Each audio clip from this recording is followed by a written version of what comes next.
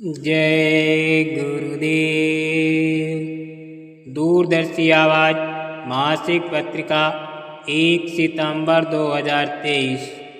पृष्ठ नंबर 9।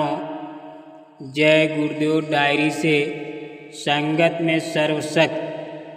मैं 13/11/1962 से 31/12/1962 तक आश्रम पर रहा।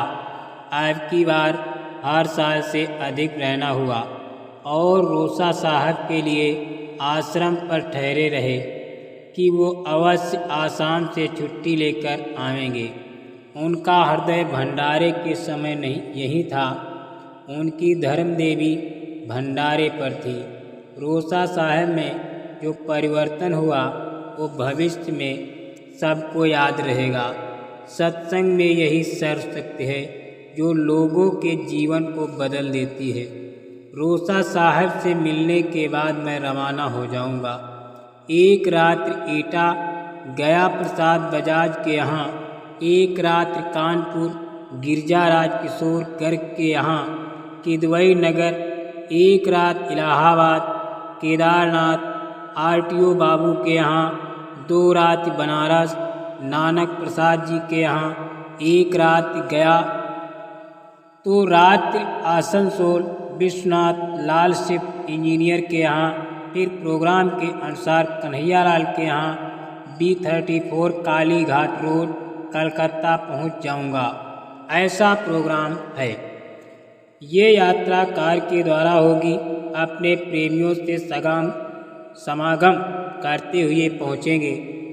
गोरखपुर के कुछ प्रेमियों को बनारस बुलाया गया है। कुछ जरूरी आदेश दिए गए हैं। सब लोगों को आदेश दिया कि मुर्गी मांस शराब जीव हिंसा का त्याग करो। समय खराब आ रहा है। होशियार हो जाओ। सदाचारी जीवन से हिंदुत्व की रक्षा होगी। सावधान की बातें गुप्त रखें।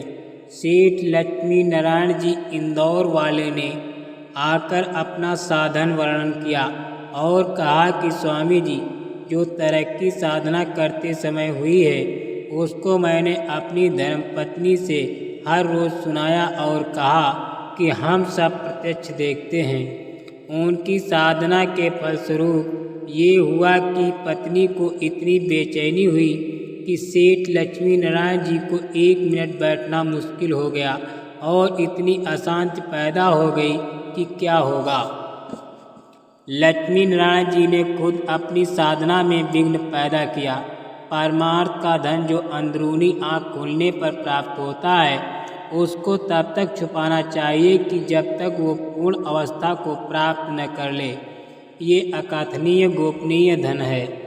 जिस तरह संसारी नाशवान धन को छुपाया जा रहा है और दर्द से खर्च ये समझकर किया जाता है कि हमारे पास फिर न होगा तब क्या करेंगे, इसी तरह गुरु की दया का धन समझना चाहिए और संसार की हर वस्तु से बेशुमार गुना अधिक छिपाना चाहिए। परंतु इसकी लोगों को कदर नहीं है। लोग मुफ्त का धन हराम की तरह समझते हैं और अंत में संतों की दया से खाली रह जाते हैं। सेठ और सेठानी जी को हिदायत दी जा रही है कि वो ये तरक्की चाहते हैं तो किसी से अंदरूनी धन कमाया हुआ स्पष्ट न कहें। ऊपरी बातें करना जरूरी है पर अपना धन छुपाते हुए ये कहना ठीक है कि मार्ग सत्य है और प्रत्यक्ष अनुभव होता है। पार करना संतों का काम है। मैंने सेठ जी को समझाया और उनके उत्साह को देखा। उनमें जोश बहुत है।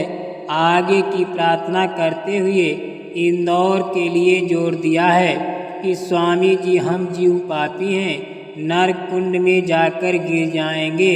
संतों का जीवों को निर्बल दुखी देखकर और पार करना ही उनका काम है।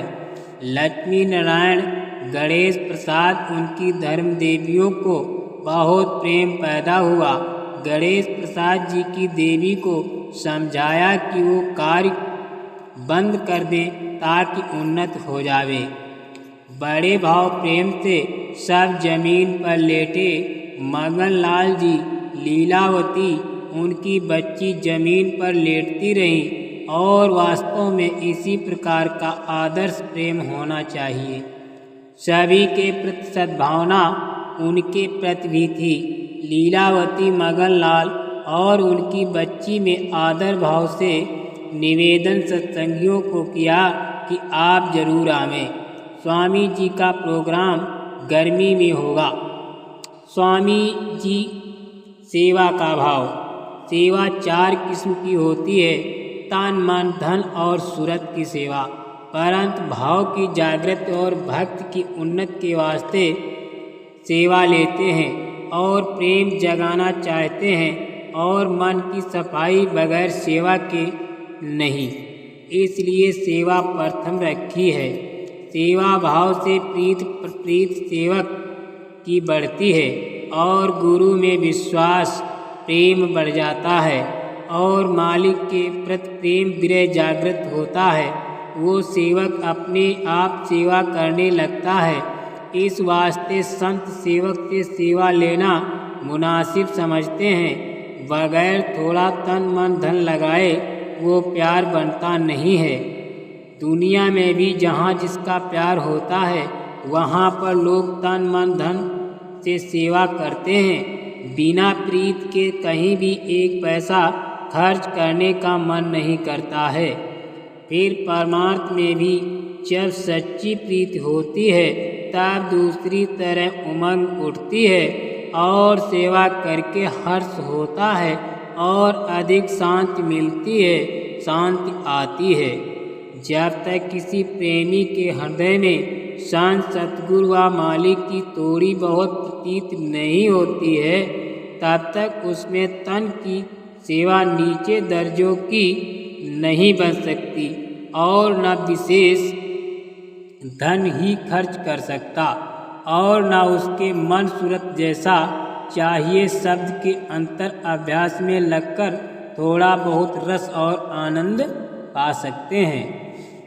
जितनी सेवा संत मत में संतों के सन्मुख जारी है वो सब प्रेमी जनों ने आप अपनी उमंग से निकाली है।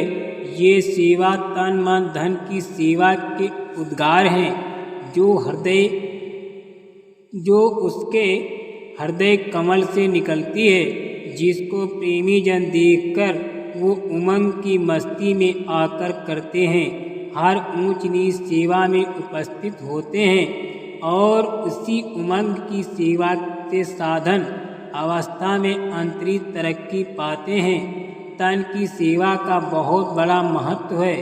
जैसे तन में चरण दबाना, पंखा ढलना, जल भरना और गुरु तथा प्रेमी जनों को पिलाना, भोजन तैयार करना और भाव के साथ गुरु को खिलाना तथा अभ्यासी जनों को पोथी का पाठ कराना, शब्द गाना, झाड़ू लगाते समय फर्श वगैरह भाव के साथ बिछाना, ये जरूरी नहीं है कि ये सेवाएं हर रोज हर कोई करे, परंतु एक दो व जब जिसको अवसर मिले कर लेना चाहिए, ताकि जब कभी नीच सेवा का वक्त आवे तो उमंग के साथ सेवा करने में लग जावें और किसी प्रकार की झिझक या शर्म पैदा न हो। फायदा खिदमत सेवा का ये है कि मन में मान और किसी किस्म की झिझक तथा शर्म न रहे और हृदय में सफाई व प्रेम पैदा हो। साथ साथ गुरु से प्रतीत और जिसका गुरु ध्यान कराते हैं उस मालिक के चरणों में प्यार बढ़े और गुणानुवाद अधिक से अधिक चित्त में समा जावे और अंतर अभ्यास के समय अंतर का रस आसानी के साथ सबकी धार के साथ जुटकर मिले। नाम कमाई सार है। कलयुग में नाम का मार्ग प्रकट संतों ने खोला है। नाम का मतलब है शब्द, आवाज या गैब धुन। जो आकाशवाणियाँ, कलमा या आयतें इस मनुष्य रूपी मंदिर में निरंतर आ रही हैं उन्हीं को जीवात्मा के कानों से सुनना सच्चा भजन है। कलयुग में नाम कमाई सार है। परम संत बाबा जय गुरुदेव जी महाराज जी ने फरमाया था, प्रथम सुनो गगन में बाजा, सबसे पहले आसमान में बज रहे घंटे की आवाजों को सुनो। जय गुरुदेव।